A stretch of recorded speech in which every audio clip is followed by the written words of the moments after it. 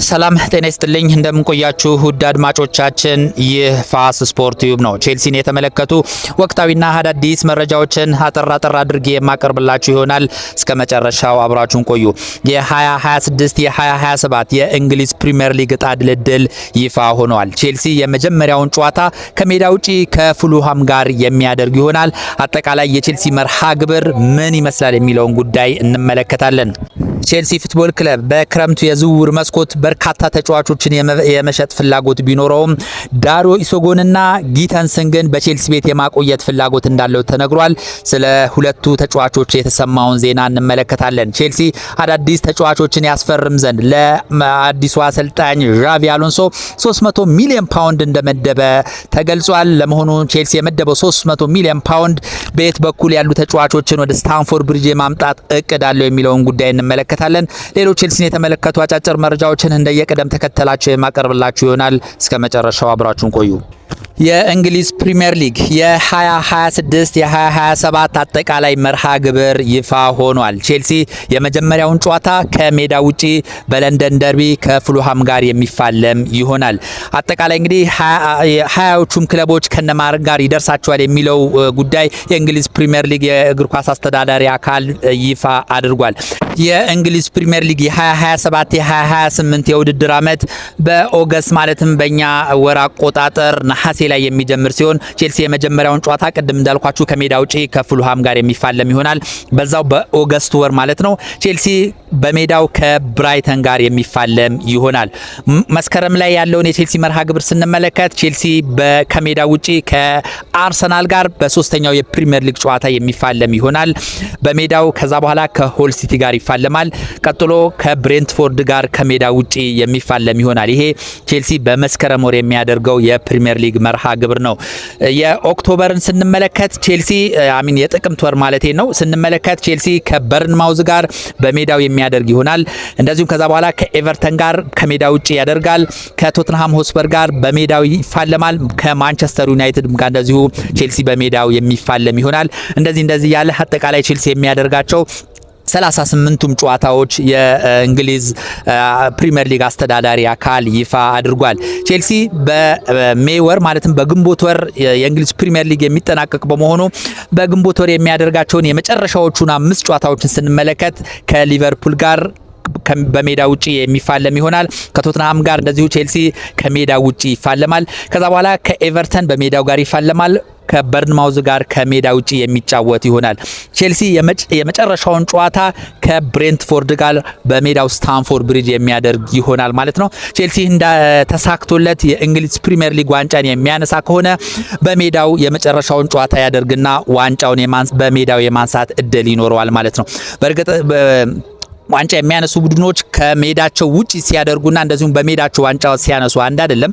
ባለፈው ዓመት አርሰናል በዚህ ዓመት ዋንጫውን ሲያነሳ ከሜዳ ውጪ ወደ ፓላስ አቅንቶ በባዕድ ሜዳ ነበረ ዋንጫውን ያነሳው። ያም የደጋፊዎች ስሜት አጠቃላይ የደጋፊም ድባብ ስለሚቀንስ ማንኛውም ቡድን የመጨረሻውን ጨዋታ በሜዳ ማድረግን ይመርጣል። ምናልባትም የፕሪሚየር ሊግ ዋንጫ የሚያነሳ ከሆነ ማለት ነው። ቼልሲ እንዳጋጣሚ የፕሪሚየር ሊጉን ዋንጫ የማንሳት አቅም ካለው የመጨረሻውን ጨዋታ በሜዳው እንደዚሁም ደጋፊዎች ጋር ዋንጫውን ሰለብሬት የማድረግ እድል ይኖረዋል ማለት ነው። የእንግሊዝ ፕሪሚየር ሊግ እንግዲህ በነሐሴ ወር ሲጀመር አጠቃላይ ያሉ የመጀመሪያዎችን መርሃ ግብሮች የሁሉንም ቡድኖች ስንመለከት አርብ ምሽት ነው ጨዋታ በማድረግ የሚጀምረው። የሊጉ አሸናፊ አርሰናል ከኮቨንተሪ ሲቲ ጋር ይፋለማል። ይሄ የላምፓርድ ቡድን ነው። እንግዲህ አርሰናል የመጀመሪያውን ጨዋታ ከዚህ ከታችኛው ዲቪዚዮን ከመጣ ክለብ ጋር የሚፋለም ይሆናል ማለት ነው። ቅዳሜ ቀን ጨዋታዎች ይቀጥላሉ። ሁል ሲቲ ከማንቸስተር ዩናይትድ ይፋለማል። ኤቨርተን እንደዚሁ ክሪስታል ፓላስ ጋር ጨዋታውን ያደርጋል። ኢፕስዊች ታውን ከሰንደርላንድ፣ ኖቲንግሃም ፎረስት ከሊድስ ዩናይትድ፣ ብሬንትፎርድ እንደዚሁ ከቶትንሃም ሆስፐር ጋር ቅዳሜ ቀን ጨዋታቸውን ያደርጋሉ።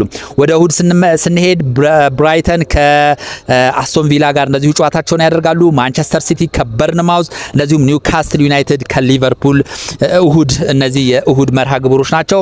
ሰኞ ቀን ቼልሲ ከፉልሃም ጋር የሚፋለም ይሆናል። ቼልሲ እንግዲህ የመጀመሪያውን ጨዋታውን ከሜዳ ውጪ ሰኞ ምሽት 5 ሰዓት ከፉልሃም ጋር የሚያደርግ ይሆናል። አጠቃላይ የእንግሊዝ ፕሪሚየር ሊግ የ2026 የ2027 እንግዲህ እንዲህ እያለ ይቀጥላል ማለት ነው። ወደ ሌላኛው ዘገባ ስንሸጋገር በክረምት የዝውውር መስኮት በርካታ ተጫዋቾችን የመሸጥ ፍላጎት ያለው ቼልሲ ሁለት ተጫዋቾችን የማቆየት ፍላጎት እንዳለው ተገልጿል። እነዚህ ሁለት ተጫዋቾች ቼልሲ ይሸጣቸዋል ተብሎ በሰፊው ሲዘገብ ነበረ።